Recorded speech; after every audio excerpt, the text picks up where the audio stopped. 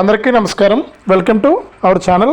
మన దేశవ్యాప్తంగా ఉన్నటువంటి రైతులందరికీ కూడా, ముఖ్యంగా మన రెండు తెలుగు రాష్ట్రాల వ్యాప్తంగా ఉన్నటువంటి రైతులందరికీ కూడా ప్రధాని మోదీ గారు పీఎం కిసాన్ సమాన్ నిధి పథకానికి సంబంధించినటువంటి నిధుల విడుదలకు గ్రీన్ సిగ్నల్ అయితే ఇచ్చారు.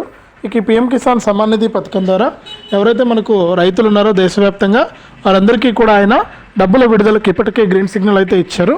ఇక ఈ డబ్బుల విడుదలలో భాగంగా రైతులంతా కూడా వెంటనే ఇలా చేస్తేనే మీకు డబ్బులు వచ్చే అవకాశం ఉందని కూడా మరొకసారి స్పష్టం చేశారు.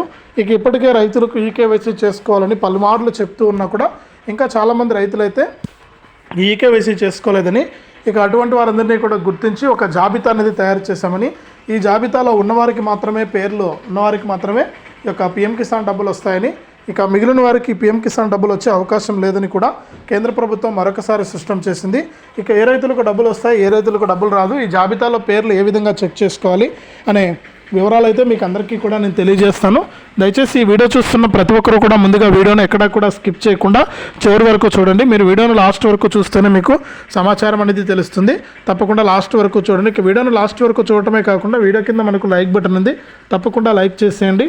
అలాగే పక్కనే షేర్ బటన్ ఉంది, ఆ షేర్ బటన్ పై నొక్కి మీ బంధువులకు, స్నేహితులకు కూడా ఈ వీడియో లింక్ అనేది మీరు వాట్సాప్, ఫేస్బుక్ ద్వారా షేర్ చేస్తే మీ బంధువులు, స్నేహితులు కూడా ఈ ఇన్ఫర్మేషన్ అనేది తెలుసుకుంటారు. తప్పకుండా వీడియోను లైక్ చేసి షేర్ చేయండి.